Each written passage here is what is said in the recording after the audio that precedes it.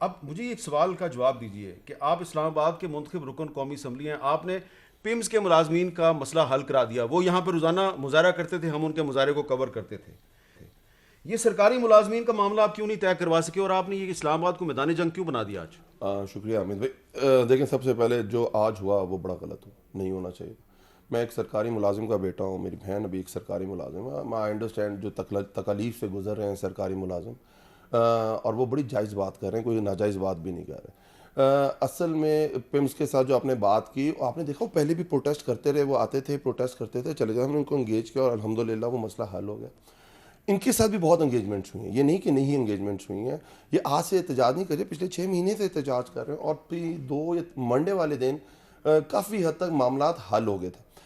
जिसमें ये था कि हम गवर्नमेंट ये कह रही थी 24 से 25% अलाउंस वो देने को तैयार थी, उसका नोटिफिकेशन करने को तैयार थी ग्रेड 1 से 16 तक।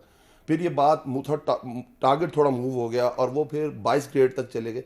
सर हमीद भाई, आप बहुत अरसे से कवर कर रहे हैं, गवर्नमेंट की लिमिटेशंस भी होती हैं। देखें, इस वक्त जो बजट के ऊपर 470 अरब रुपए का जो तनख्वाहें जाती हैं, वो 470 अरब रुपए की साल की जाती हैं, और दूसरा 475 अरब रुपए की पेंशन हैं जो हमने देनी है। और हमारा कोविड की वजह से जो आपकी रेवेन्यू जनरेशन है वो काफ़ी हिट हुई हैं, आपके सामने ही है। पहले फाइनेंशियल टर्मोइल था, वो हमने कवर किया, फिर कोविड आ गया। हम चाहते हैं, देखिए खान साहब तो वो लीडर हैं, देखिए कोविड के अंदर 1 करोड़ 44 लाख ख़ानदान को कितने 160 अरब से ज़्यादा पैसे घर तक पहुंचाए हैं। अखुवत में जो हमारे डिसेबल हैं वो सारी बात ठीक है। अब देखिए, हम कोशिश यही कर, ये बताया कि आपने अगर पिम्स का मसला हल करा दिया तो इनका मसला क्यों नहीं हल मैं हुआ? यही तो कह रहा हूं हमिद भाई, ऑलरेडी हो चुका हुआ था 3 दिन पहले। आपको भी ये चीज पता है कि गवर्नमेंट कह चुकी थी कि 25% तक, 24 से 25 अभी तक उनके लीडर ने भी आपको खुद बताया कि उस मीटिंग में, मंडे वाली मीटिंग में शेख रशीद ने इनको धमकी दी कि मैं तुम्हें यहां पर नहीं आने दूंगा। इसका ये मतलब ये कोई पर्सनल चीज हो गई ना, फिर से मुतालबात से ऊपर चली गई चीज। ये कह रहे हैं, अगर मैं इनकी ये बात मानूं कि हमारे मुतालबात तो गवर्नमेंट ने मान लिए थे, पर शेख रशीद साहब की जबान ठीक नहीं थी, उनका जो एटीट्यूड था वो रहा था, उसके खिलाफ फिर एहतजाज होना चाहिए। फिर ये वाले मुतालबात तो तो वापस हो जाने चाहिए जो ना। कुछ आज हुआ है ये जमहूरियत में होता है या डिक्टेटरशिप में होता है? सर देखें, फिर मैं ये कह रहा हूँ कि जो हुआ बुरा हुआ, नहीं होना चाहिए था। मैं ये कह रहा हूँ कि ये आज से एहतजाज नहीं हो रहा, 6 महीने से हो रहा है, और इवन कोविड के अंदर भी हुआ था, हमने इनको उस वक्त भी इंगेज किया था। फिर मैं ये कह रहा हूँ कि इंशाल्लाह ताला आज इंशाल्लाह रात तक ये मसाइल हल हो जाएंगे। अच्छा। और उनके जो जायज़ मुतालबात हैं वो पहले भी माने जा चुके थे, इंशाल्लाह जो नोटिफिकेशन वाली चीज़ है वो भी हो जाएगी इंशाल्लाह। जी, मोहसिन शाहनवाज राजा साहब, ये बताइए कि आज आपकी लीडरशिप जो है, पार्टी की लीडरशिप, उसने इन मुलाजमीन के साथ इज़हार यकजहती तो किया है, लेकिन इज़हार यकजहती सिर्फ ट्विटर पे हो रहा है। आप भी हमारे साथ स्काइप पे ज्वाइन किया। आप देखें, अली नवाज अवान साहब का ताल्लुक हुकूमत से है, वो यहाँ पे आ गए हैं, आप क्यों नहीं आए?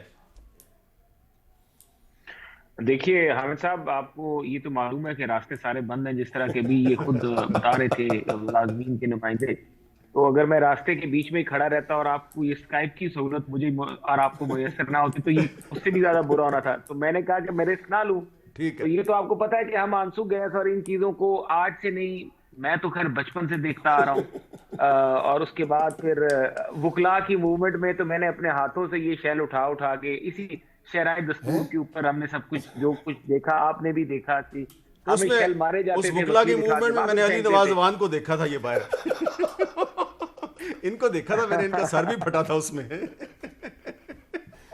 तो बहरहाल बहरहाल एक अफसोसनाक चीज है, और मैं समझता हूँ कि टोटली गवर्नमेंट की मिसमैनेजमेंट है। और अगर एक बंदे की देखें, आप मॉब की मेंटालिटी होती है, आप उसे मॉब से जिद नहीं लगाते, हाँ, आप अच्छा, अच्छा। कभी मॉब से अड़ते नहीं हैं, क्योंकि मॉब में एक बंदा भी उठ के आपकी बात से अगर इख्तलाफ कर दे तो कोई पता नहीं मॉब पूरे का पूरा आपसे इख्तलाफ कर दे। तो ये तो एक कॉमन सेंस की बात है। अगर आपने शेख रशीद साहब इतनी दफा इलेक्ट होने वाले बंदे जो है, वो अगर ये कुछ उनको इतनी तरबियत नहीं है सियासी कि वो इनको इस तरीके से हैंडल करते, कि अगर 25-26% पे बात आ गई थी और 40% डिमांड कर रहे थे, तो मेरे तो ख्याल से ये बात खत्म होने वाली थी। क्या 15% का फर्क रह गया था?